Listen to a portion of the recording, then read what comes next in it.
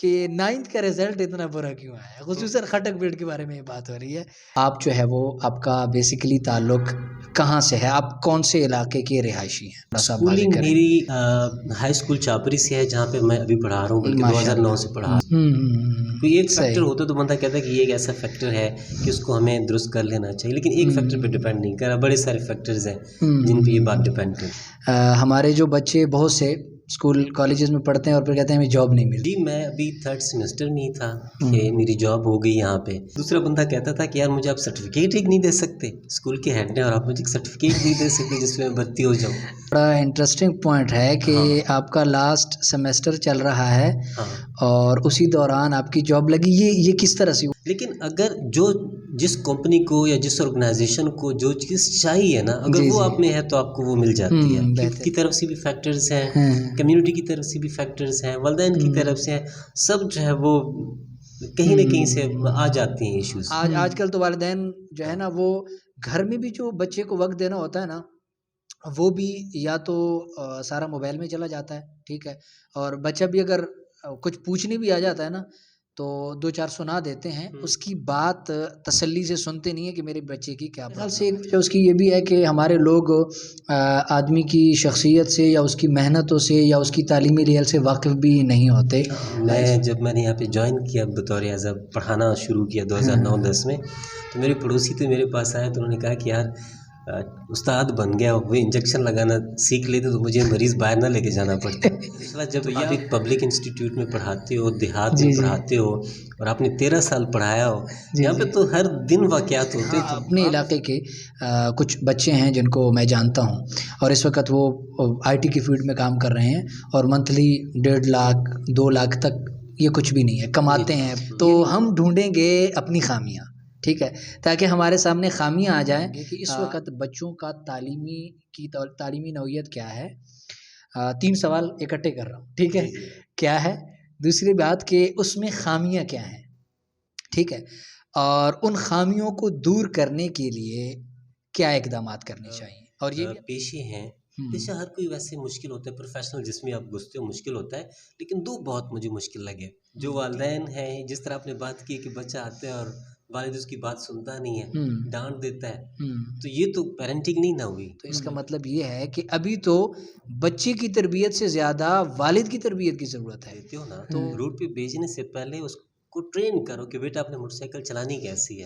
अपने लिए भी अजाब बना रहे, दूसरों के लिए भी अजाब बना रहे। मैं कहता हूँ कि यार एक के ख़राब होने का मतलब ये है कि आपकी एक नस्ल ख़राब हो गई, एक बच्चा ख़राब नहीं हुआ, और वो बच्चा माशरे का बुरा शख्स बन गया ना, वो पूरे माशरे के लिए अजाब है। भी अगर आपने अपनी तालीम पे तवज्जो नहीं दी तो अगले कुछ वक्त के बाद शायद आप फेसबुक चलाने की भी काबिल नहीं रहोगे। जो मेरा एक कंफर्टेबल जोन था, मैंने अनकंफर्टेबल में तब्दील कर दिया, तो लाजिम बात है अगली जो जिंदगी है वो मेरे क्लास वालों के लिहाज से कंफर्टेबल जोन में गुजर रही है, तो मेहनत ज़रूरी है। नहीं, और वो कहे कि यार ऊपर जो है मैंने पक्की ईंटें रखनी है, क्योंकि मुझे अब पता चला है कि यार नहीं, बिल्डिंग बनानी है या कच्ची ईंटों से कमरा नहीं बनाना चाहिए। फौज में भी वो जो है वो जाते हैं ट्राई के लिए, तो बहुत थोड़े सेलेक्ट हो जाते हैं क्योंकि वहाँ ज़रूरत इतनी होती है, और बाकी बच्चे जो आ जाते हैं।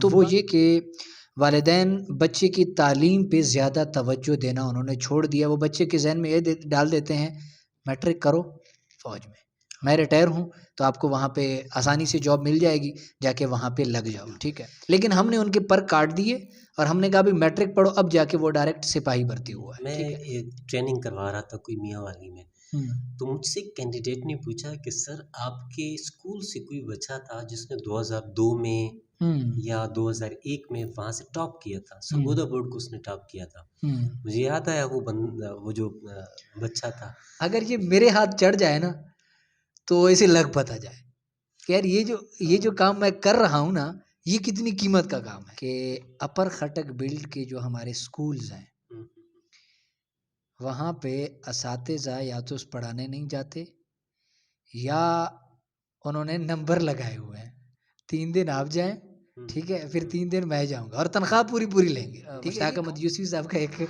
लतीफ़ा मुझे याद आया कि पाकिस्तान रमज़ान में बना है और रमज़ान में जो चीज़ भी आदमी के दस्तरखान पे आती है वो खाई जाती है, इसलिए पाकिस्तान को खाया जाता है। इसके लिए गवर्नमेंट ने तो स्कूल कौंसल भी तो उन्होंने बनाया है, ठीक जी है, जी उसका इनेकाद भी है। हाँ तो उसकी खिदमात क्या वजह है, वो स्कूल कौंसिल के जो लोग हैं, जो उसकी कमेटी है, वो एक्टिव नहीं है, वो या वो अपना किरदार क्यों नहीं अदा करे? क्योंकि अगर वो अपना किरदार अदा करे तो यकीनन बहुत बड़ी तब्दीली आ यानी ये पूरा हमारा जो माइंड है, ये चीज़ें हैं, ये अलग हो जाएँगी, ठीक है? आजकल जो हमारे बच्चे पबजी गेम खेलते हैं ना, वो पबजी गेम हकीकी दुनिया में आ रहा है।